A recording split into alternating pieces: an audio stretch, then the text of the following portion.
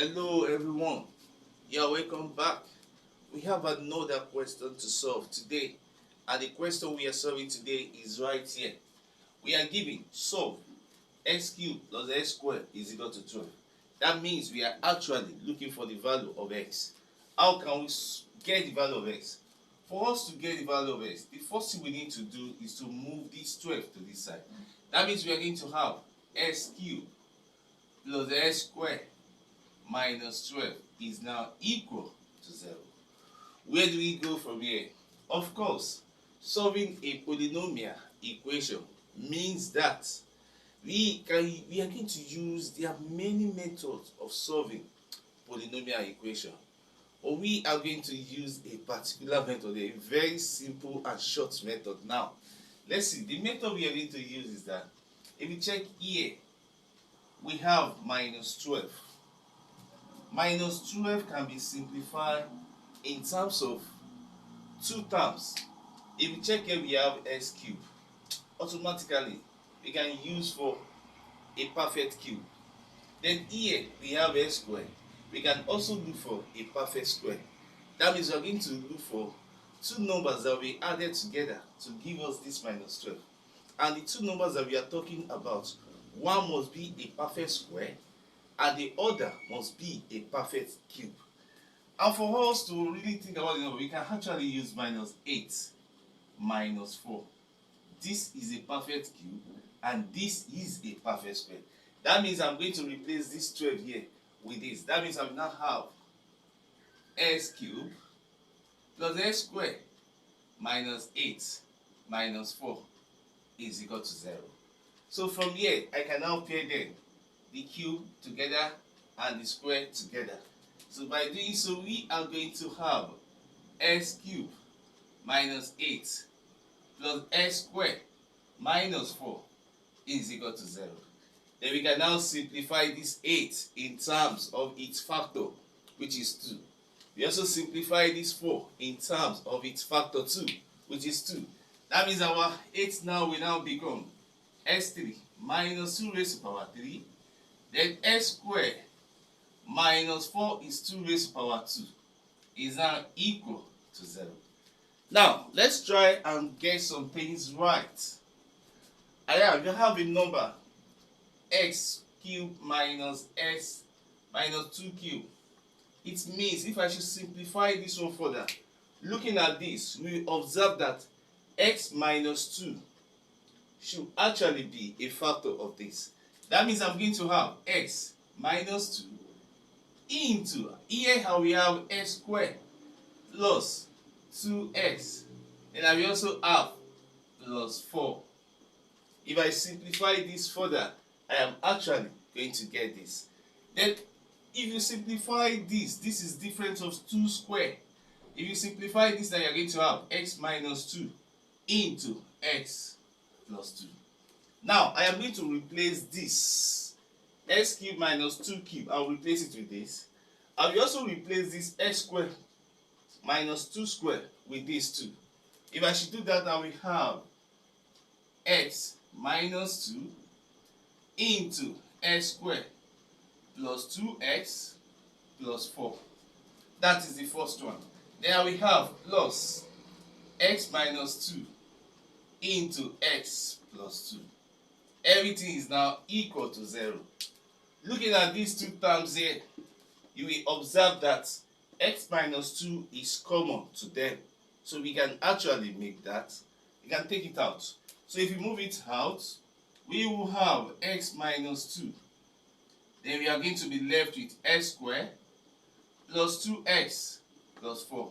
And here we are going to have x plus 2. Everything still equal to 0. Of course, from here, when you have two things, x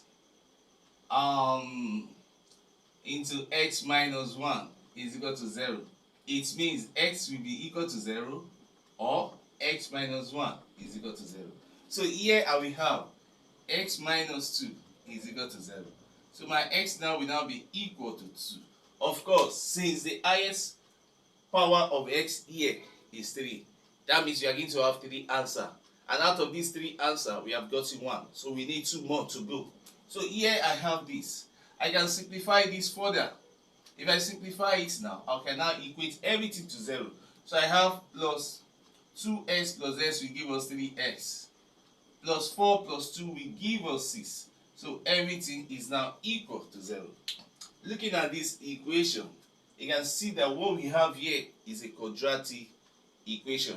And we can actually factorize to simplify this, to get the value of x, to get the two other values of x. But if you factorize this, it will be hard for us to factorize directly. So we need to use the general quadratic formula to solve this. And for us to use the general quadratic formula, we need to find the values of a, b, c. So here now, our a now will now be equal to 1. Our b is equal to 3. And our c is equal to 6. So your x now will now be given by minus b plus or minus b squared minus 4ac all over 2a. So this is the formula that we are going to use to get the value of our x. So we have something like this.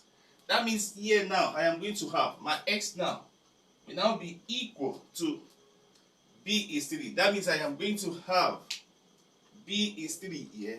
That means I am going to have minus 3 plus or minus, here I will have 3 squared, which is 9, minus 4 into a is 1, so I have 1, and c is 6, I have 6 here too.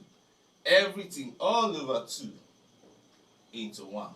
So by simplifying further, we have minus 3 plus or minus, this one will give us 9 minus 24, everything all over 2. So our x now will now be equal to minus 3 plus or minus 9 minus 24 will certainly give us root minus 15, everything all over 2. Now, looking at this, you observe that we have an abnormal equation here, abnormal solved equation here. So what are we going to do?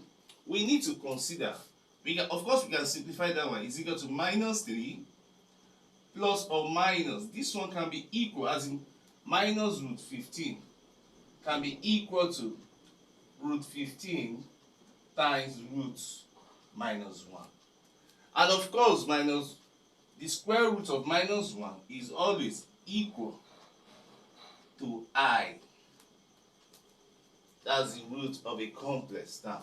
That means I'm going to have something like this. So at the end of the day, we have I root 15. That means here now I will have I root 15, everything all over 2.